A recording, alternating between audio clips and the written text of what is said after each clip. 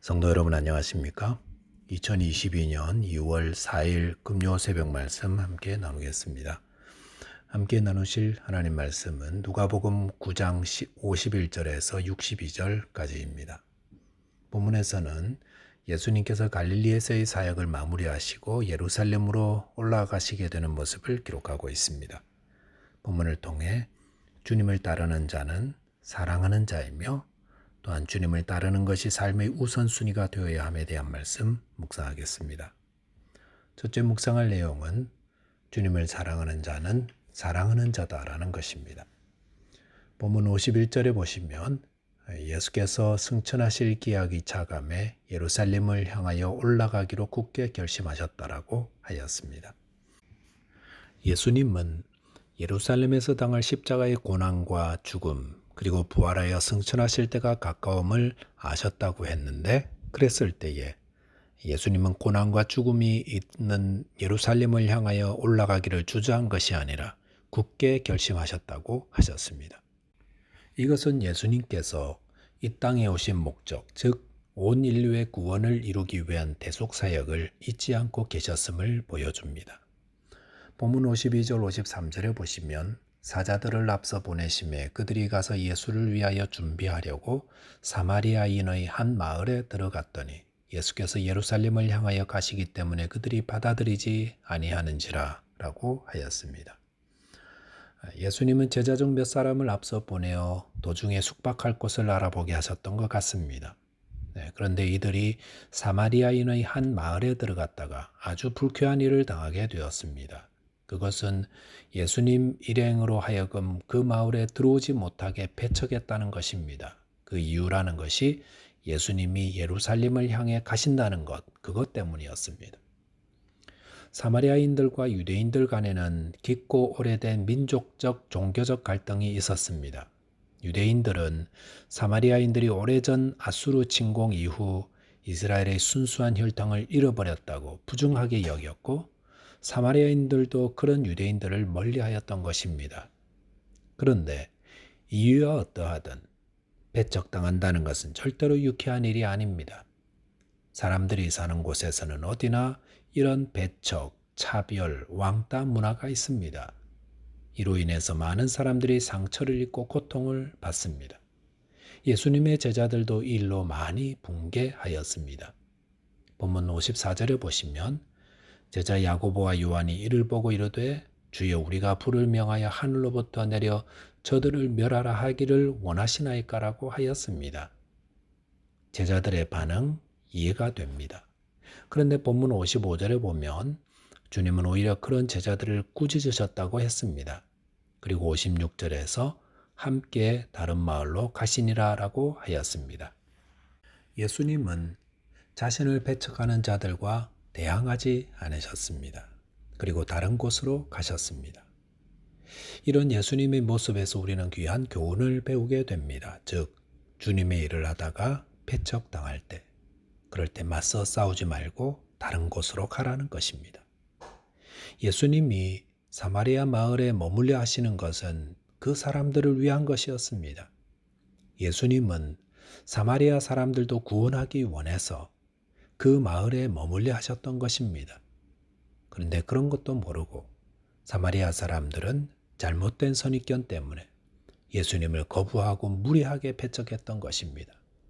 그럴 때 야고보와 요한처럼 대항하거나 싸우거나 하면 안 됩니다. 복음을 전하고 예수님의 사랑을 전하는 사람들은 싸우면 안 됩니다. 날 배척했다고 무리하게 대하며 기분 나쁘게 했다고 따지고 대항해서는 안 됩니다. 오히려 주님의 이름으로 당하는 그 핍박과 박해와 배척을 기쁘게 여겨야 합니다. 왜냐하면 선지자들도 그와 같은 대우를 받았다고 주님 말씀하셨기 때문입니다.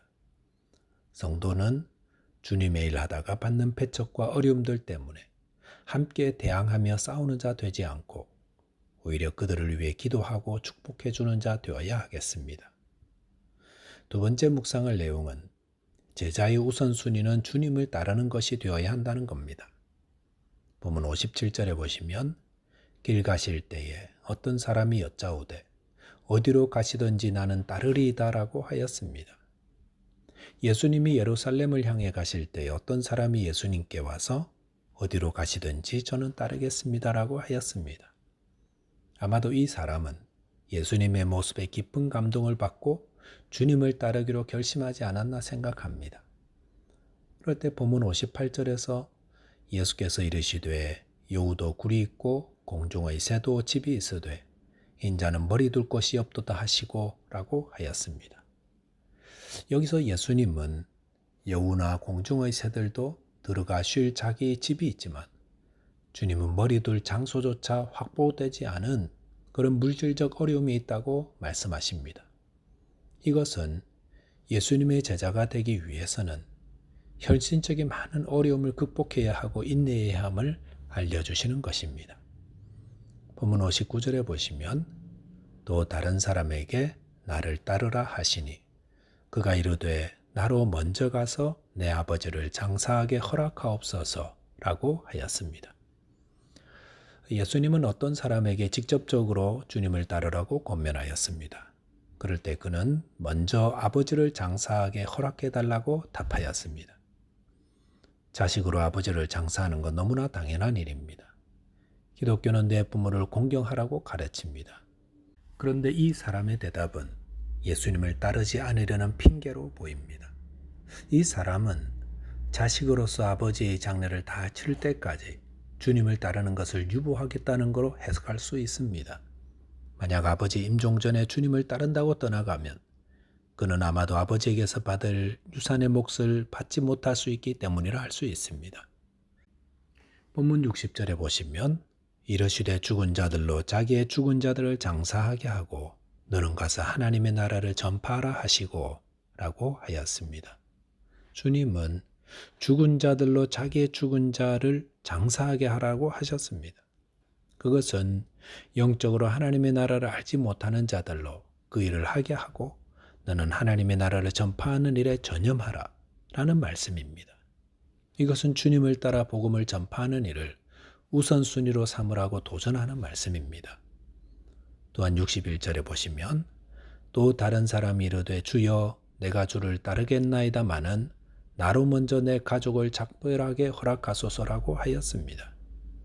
세 번째 사람은 주님을 따르려는 마음은 있지만 아직도 세상에 대한 미련을 버리지 못한 경우를 할 수 있습니다.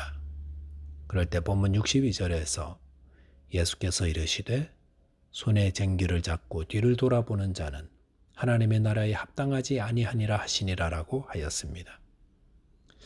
예수님은 속담 하나를 인용하셨습니다. 손에 쟁기를 잡은 사람은 농사에 전념해야 하는데 집에 두고 온 일들을 생각하며 자꾸 뒤를 돌아본다는 것입니다. 이렇게 농사 짓는 사람이 무슨 농사를 제대로 지을 수 있겠습니까? 이것은 주님을 따를 때 절반의 헌신이 아니라 온전히 헌신하는 자 되어야 함을 말씀하는 것입니다.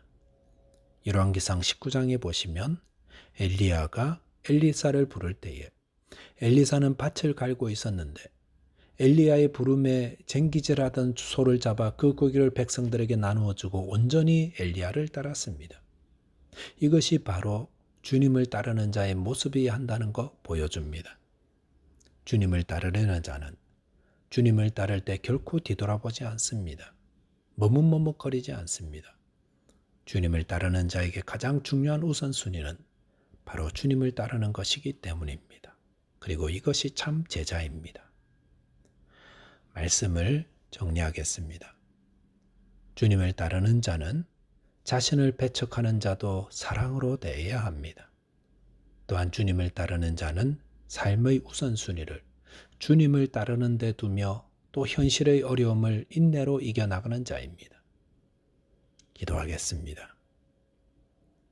하나님 아버지, 주님을 따라 복음을 전하는 자 될 때에 여러 어려움을 당할 때에 주님의 마음으로 사랑하며 기도할 수 있게 하여 주옵소서. 또한 쟁기를 잡고 뒤를 돌아보지 않는 주님을 따르는 삶의 우선순위를 분명히 하여 주님의 제자된 삶을 살아가게 도와주옵소서. 예수 그리스도 이름으로 기도하옵나이다. 아멘. 오늘도 믿음으로 승리하는 하루 되시기 바라겠습니다. 감사합니다.